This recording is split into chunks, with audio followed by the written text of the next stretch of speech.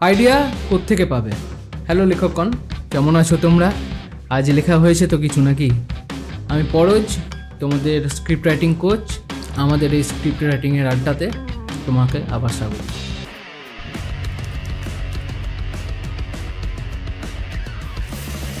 গত ভিডিওতে আমরা গল্পের ক্ষমতাটা বোঝার চেষ্টা করেছিলাম, দেখেছিলাম গল্প কেন আমাদের জীবনের একটা জরুরি অংশ। এখন প্রশ্নটা হলো, গল্পের আইডিয়া আসে কোথা থেকে? ধরো বিগত 1 মাস ধরে তুমি একটা স্ক্রিপ্ট লেখার চেষ্টা করছো, কিন্তু খাতাটা এখনও সাদা, চারপাশে আর নতুন কোনো আইডিয়া নেই, যে ভাবনাটাই আসছে তার উপরেই কাজ হয়ে গেছে। কিন্তু যখনই কোনো একটা সিনেমা দেখছো মনে হচ্ছে আরে আমিও তো এর ওপরেই একটা গল্প লিখতে পারতাম, কিন্তু নতুন কোনো আইডিয়া আর মাথায় আসছে না। কেউ জিজ্ঞেস করলেই একটা বনেদি আনানে বলছো আমার এখন রাইটার্স ব্লক চলছে, তাই না? কিন্তু যদি বলি তোমার চারপাশে তোমার নিজের জীবনের হাজার হাজার গল্পের বীজ ছড়িয়ে আছে, প্রতিদিন অনেকগুলো আইডিয়া তোমার পাশ কাটিয়ে তুমি চলে যাচ্ছ, কিন্তু ধরতে পারছো না। চলো দেখা যাক আইডিয়াগুলো কোথায় লুকিয়ে থাকে, কিভাবে একটা সাধারণ মুহূর্ত থেকে একটা অসাধারণ আইডিয়া বের করা যায়। দেখো, এখন আর প্রায় কোনো নতুন গল্প হয় না। নতুন হয় তোমার বলার ধরনটা, যখন তুমি সেটা তোমার নিজের ভাষায় বলবে, বা 2-3 ধরনের আইডিয়াকে মিলিয়ে তোমার কল্পনার জোরে যখন একটা ইউনিক আইডিয়া তৈরি করবে।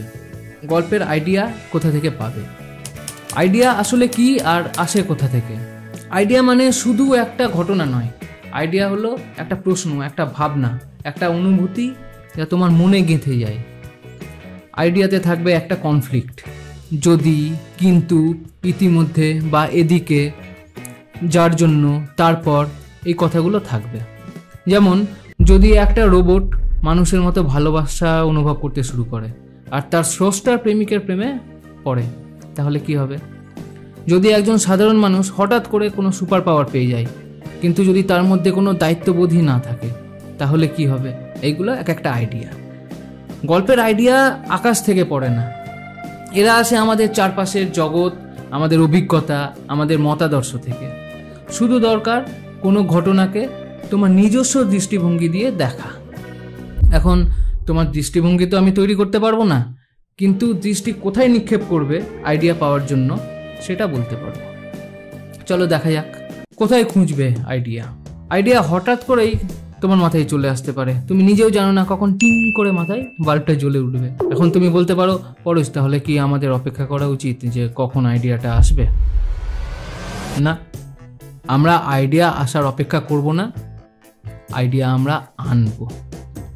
এখনই 6টা উপায় বলবো, যার পর তোমাদের আর আইডিয়ার কোনো অভাব হবে না।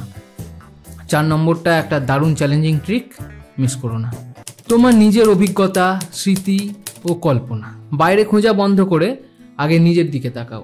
নিজের জীবনে এমন কোনো অদ্ভুত ঘটনা, কোনো ভয়ঙ্কর স্বপ্ন যা তুমি আজও ভুলতে পারোনি। তুমি কি হারিয়েছো, কি পেয়েছো, কি অর্জন করেছো, কি ত্যাগ করেছো, কখন জিতেছো, কখন হেরেছো, কেউ তোমাকে ছেড়ে চলে গেছে, তুমি কারো কাছে ফিরে এসেছো, তুমি কাউকে বা কিছু ফিরে পেয়েছো, বা তোমার পরিচিত কারো সাথে এরকম কিছু হয়েছে যা তোমাকে নাড়া দিয়েছে। তোমার মনে হয়েছে গল্পটা এরকম না হয়ে অন্যরকম হলে ভালো হতো। তুমি কি ভুল করেছো যেটা না করলে আজকে দিনটা অন্যরকম হতো? কোনো একটা সময় তোমার কাছে অন্য কোনো অপশান কি ছিল? বা তোমার কখনো ভয় হয়েছে যদি এরকম হতো তাহলে কি হতো? যদি জলে পড়ে যেতাম, যদি ঘরে আগুন লেগে যেত, যদি তার ঋণীর মনের কথাটা না বলতে পারতো, যদি 1 ব্যাগ ভর্তি টাকার ব্যাগ পেয়ে যেতাম, কি করতাম ওই টাকা দিয়ে? বা তোমার মনে কোনো প্রশ্ন থেকে গেছে যার উত্তর তুমি এখনো খুঁজছো, সেদিন ফোনটা কার এসেছিল, আজ কথাটা যা সে বলল ঠিক বলল, তার ভাবনাটা কি সঠিক? এই অভিজ্ঞতাগুলো থেকে তুমি অনেক আইডিয়া পেয়ে যাবে। 2 হচ্ছে দৈনন্দিন জীবনে পর্যবেক্ষণ, তোমার অভিমত বা ওপিনিয়ন আর তোমার কল্পনা। এছাড়া রোজ নতুন নতুন অভিজ্ঞতা তৈরি করো, সব কিছু লক্ষ্য করো, লোকজনকে দেখো, তাদের সব কথাবার্তা শোনো। রাস্তায় কিছু একটা ঘটছে, ঘটনা যদি একটু অন্যরকমভাবে ঘটতো তাহলে কেমন হতো? একটু কল্পনা আনো। একজন চায়ের দোকানে বসে খবর পড়ছে, ও কি কারো ওপর লুকিয়ে নজর রাখছে? 2 বন্ধু গল্প করছে, ওরা কি সামনের ব্যাংকটা লোটার ছক বানাতে এসেছে? ওই মেয়েটা কি দুটো আইসক্রিম নিয়ে আমার দিকেই আসছে? বা একটা ঘটনা নিয়ে তোমার অভিমত কি? কাল রাতে রানুদের বাড়িতে চুরি হয়ে গেছে, রানুর অত শখের হীরের দুলটা নিয়ে গেছে, চোরকে সবাই গালাগালি করছে, কিন্তু বেকারত্ব বাড়লে চুরি তো বাড়বেই, চোরকে একা দোষ দেওয়া যায় কি? আর রানুর দুলটাও তো সৎ পথে কেনা না। বা একটা ঘটনা যেটা আজ ঘটতে দেখলে সেটা 20 বছর আগে বা 150 বছর পরে ঘটলে কি হতো? বা আজই যদি পশ্চিমবঙ্গ বাংলাদেশের সীমান্তের কোনো একটা বর্ডারের গ্রামে এই ঘটনাটা ঘটতো তাহলে কি হতো? বা নেদারল্যান্ডে ঘটা কোনো একটা ঘটনা আজকে আমাদের এখানে ঘটলে কি হতো, তার প্রতিক্রিয়া কি হতো? এরপর এমন কিছু করো যা আগে কখনো করনি, এমন রাস্তায় যাও যেখানে আগে কোনো দিন যাওনি, অচেনা কারোর সাথে কথা বলো, এমন কোনো বই পড়ো বা ভিডিও দেখো যেগুলো তুমি জীবনেও দেখার কথা ভাবোনি, ভাবতেও পারবে না কিরকম রসদ তুমি সেখান থেকে পেয়ে যাবে।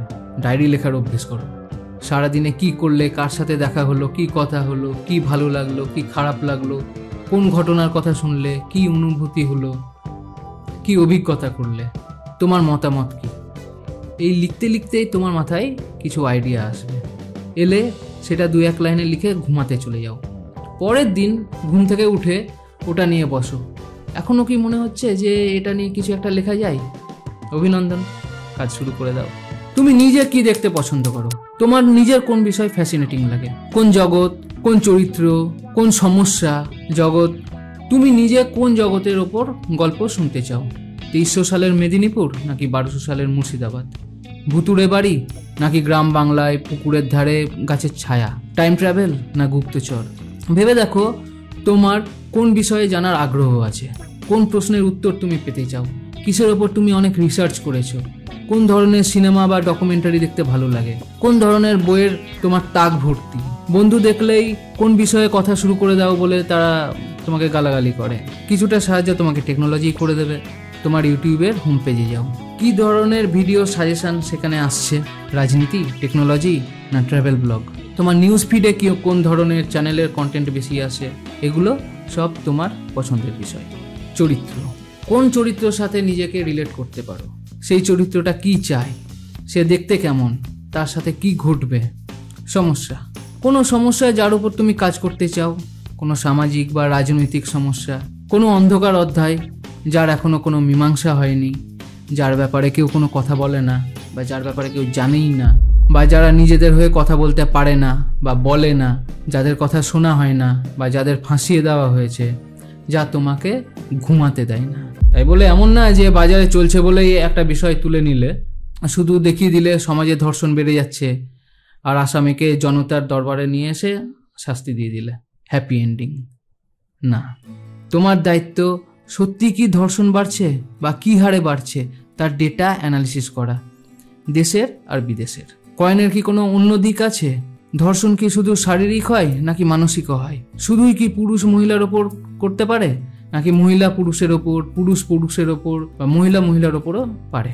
মানুষ কি ধর্ষক হয়েই জন্মায় নাকি সমাজের প্রভাব থাকে? তাদের উদ্দেশ্য কি থাকে, আনন্দ লাভ নাকি অন্য কিছু? তাদের মনস্তত্ত্ব কি? এর সমাধান কি একমাত্র মৃত্যুদণ্ড নাকি অন্য কিছু? এই সমস্ত কিছু নিজে বোঝা আর মানুষকে বোঝানো তোমার দায়িত্ব, কারণ বাকিদের চেয়ে তুমি বেশি দেখতে পাও। Great power, great responsibility. সমাজের নিষিদ্ধ দিকগুলো নিয়ে তোমার কি মত? তা নিয়ে আইন বা সমাজ বা মানুষ কি বলছে, কি ভাবছে, আর সেটা কতটা লজিক্যাল?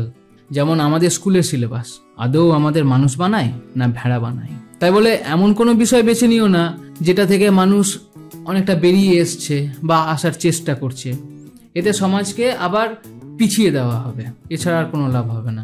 যেমন আমি মনে করি লাপাতা লেডিসের মতো সিনেমার আমাদের এই বাংলায় এখন আর কোনো প্রাসঙ্গিকতা নেই। যদি তুমি একপাক্ষিক হও, বৈষম্য কোনোদিনই মুছবে না। আর যদি তুমি মধ্যযুগকেই ভিজুয়ালাইজ করো, তাহলে সবাইকে তুমি সেই দিকেই টেনে নিয়ে যাবে, সামনের দিকে তাকাও। ভাবো সেই দিনটার কথা যেদিন সমাজে সব রকম বৈষম্য মুছে গেছে, কোনো ভেদাভেদ নেই। এবার এই সেটআপের ওপরে একটা গল্প লেখো। গল্প এমন সিনেমার জন্য লেখো যেটা তুমি নিজে দেখতে চাও, তারপর তোমার মতো দর্শক পেয়েই যাবে। খবরের কাগজ, খবরের কাগজের প্রথম পাতাটা খোলো, হেডলাইনগুলোতে চোখ বুলাও। কোন খবরে গিয়ে তোমার নজর আটকালো? এটা তোমার পছন্দের বিষয়। এই খবরে একটা গল্প, একটা চরিত্র, কনফ্লিক্ট সব পেয়ে যাবে রেডিমেড। এবার কাগজের শেষ পাতাটা খোলো, এখান থেকে একটা পছন্দের খবর বেছে নাও। দেখো, দুটো গল্প সম্পূর্ণ আলাদা আলাদা দুটো জগতে। প্রথম পাতাটা যদি ক্রাইম বা রাজনীতির হয়, তাহলে শেষের পাতাটা হয়তো হবে খেলার খবর। এই কন্ট্রাস্টটা দরকার। এবার দেখো, কোনোভাবে কি তুমি এই দুটো গল্পকে একসাথে লিঙ্ক করতে পারছো? কোনোভাবে এই দুটো গল্পের চরিত্রকে এক জায়গায় আনা যায়? একটা ফিল্ম স্টার আর একটা ক্রিকেট স্টার, তাদেরকে একটা প্লেনে বসিয়ে দিলে কি হবে? এক রাজনৈতিক নেতা আর এক অভিনেতা, তারা যদি একটাই স্টেজ শেয়ার করে তাহলে কি হতে পারে? একটা অ্যাস্ট্রোলজার আর একটা অ্যাস্ট্রোনমার যদি বিয়ে করে তাহলে কি হবে?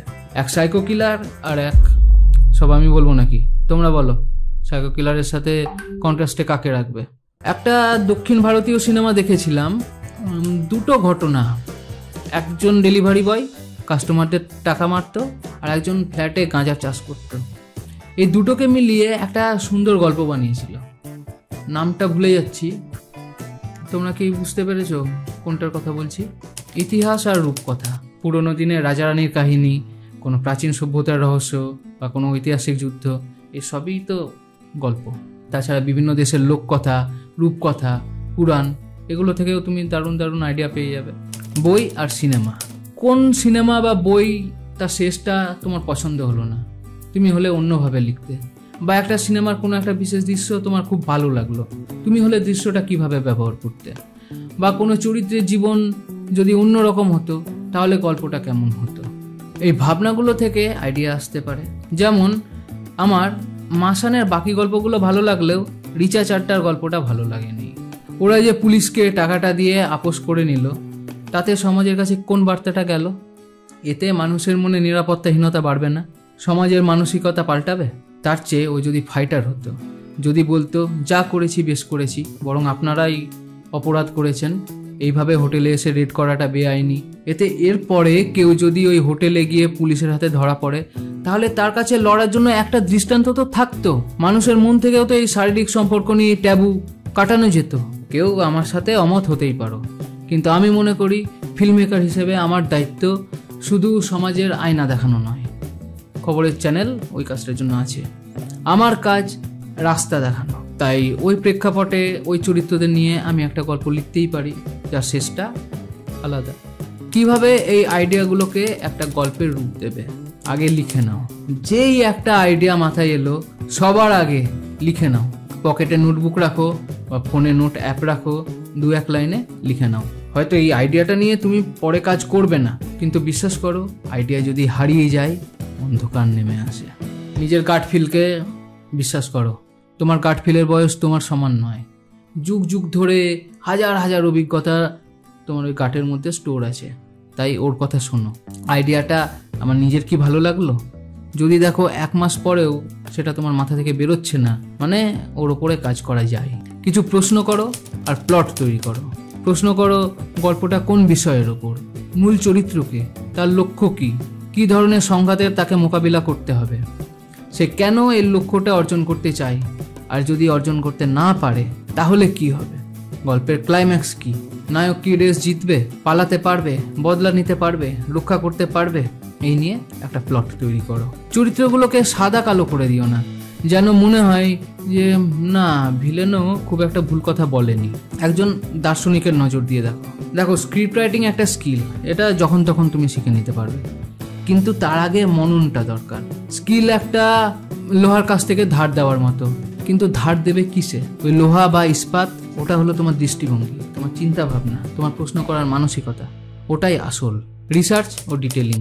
রিসার্চ করো, ইন্টারনেট, তোমার পরিচিত কোনো এক্সপার্ট, জার্নাল, বই, ছবি, অন্য কোনো সিনেমা বা ডকুমেন্টারির সাহায্য নাও। ডিটেল যোগ করো, একটা চেকলিস্ট বানাও। গল্পের সেটিংস কোথায়, সময়কাল কি, চরিত্রদের চরিত্রায়ন করো, তাদের বয়স, পরিবার, কর্মজীবন, রোজগার ইত্যাদি। চিন্তা নেই, এই চরিত্রায়ন নিয়ে পরের ভিডিওতে আসছি। টেস্টিং। স্ট্যান্ড আপ কমেডিতে স্টেজে যোগ বলার আগে ওরা বন্ধুদের শুনিয়ে আগে টেস্ট করে, তুমিও তাই করো। কাউকে কিছুটা শোনাও, তারা কি জিজ্ঞেস করছে, তারপর কি হলো, শেষ অবধি কি হলো। যদি দেখো তাদের মধ্যে আগ্রহ দেখা যাচ্ছে, ইউরেকা। গল্পকে বাস্তব করে তোলো। আইডিয়াগুলোর সাথে বাস্তব ঘটনা যোগ করো। কোনো বাস্তব চরিত্র, কোনো উল্লেখযোগ্য ঘটনা, ওয়ার্ল্ড কাপ ফাইনাল, কারো হত্যা, কোনো বড় অগ্নিকাণ্ড, কোনো আন্দোলন বা কোনো স্ক্যাম বা যুদ্ধ, এতে মানুষের সেই সময় সেই পরিস্থিতির সাথে রিলেট করতে সুবিধে হবে। যেমন অসুর গল্পের মতো সবচেয়ে বড় দুর্গা প্রতিমা আর সেটা পুজোটা ব্যান করা নিয়ে এরকম ঘটনা সত্যি কলকাতায় ঘটেছিল একবার। করোনার সময় মহামারী নিয়ে অনেকগুলো ছবি এসেছিল, নোট বাতিলের সময় অনেক ছবিতে এই বিষয়টা রাখা হতো। এভাবে তুমিও তোমার আইডিয়ার সাথে বাস্তব ঘটনাকে মিশিয়ে, কিছু কল্পনা মিশিয়ে একটা গল্প বানাও। আইডিয়াটাকে কিছু সময় দাও, কিছুদিনের জন্য অন্য কোনো কাজে ব্যস্ত করে নাও নিজেকে। এই সময়টায় তোমার মাথা নিজেই কাজ করবে। কিছুদিন পরে আবার ওই লেখাটা নিয়ে যখন বসবে, দেখবে অনেক কিছু ক্লিয়ার হয়ে গেছে। ব্যাস এইভাবেই এগিয়ে চলো, লেখো, এডিট করো, আবার লেখো। তাহলে স্ক্রিপ্ট রাইটাররা দেখলে তো, গল্পের আইডিয়া কিন্তু এমন বিশাল কিছু রহস্য নয়, এটা আমাদের চারপাশেই থাকে ছড়িয়ে ছিটিয়ে। শুধু তোমাকে জানতে হবে কোথায় দেখতে হবে আর কিভাবে দেখতে হবে, আর কিছুক্ষণের জন্য ফোনটাকে বিরতি দিতে হবে। আগামী ভিডিওর বিষয় চরিত্র আর চরিত্রায়ন। আজ তোমাদের টাস্ক খবরের কাগজ বা অভিজ্ঞতা থেকে একটা আইডিয়া লেখা, সঙ্গে নোটবুক রাখা শুরু করা, আর রাতে শোয়ার আগে ডায়েরি লেখা শুরু করা। আর হ্যাঁ, যদি তুমি আজ প্রথমবার এসে থাকো আর আমাদের এই ভিডিওটা যদি তোমার ভালো লেগে থাকে, যদি মনে হয় যে তুমি নতুন কিছু জানতে পেরেছো, তাহলে আমাদের এই ফিল্ম মেকারদের পরিবারে যোগ দাও, আলোচনায় অংশ নাও, যাতে আমরা একে অপরের জন্য কাজে লাগতে পারি। আমাদের পরিবারের সাথে তোমার পরিচয় করাও, জানাও তোমার নাম কি, বাড়ি কোথায়, পেশা কি, তোমার প্যাশন কি, অ্যাম্বিশন কি, আর কেন তুমি আমাদের এই গ্রুপে জয়েন করতে চাও। এই যাত্রাটা কেমন লাগছে অবশ্যই জানিও। দেখা হচ্ছে পরের ভিডিওয়, ততদিন ভালো থেকো, ভালো রেখো।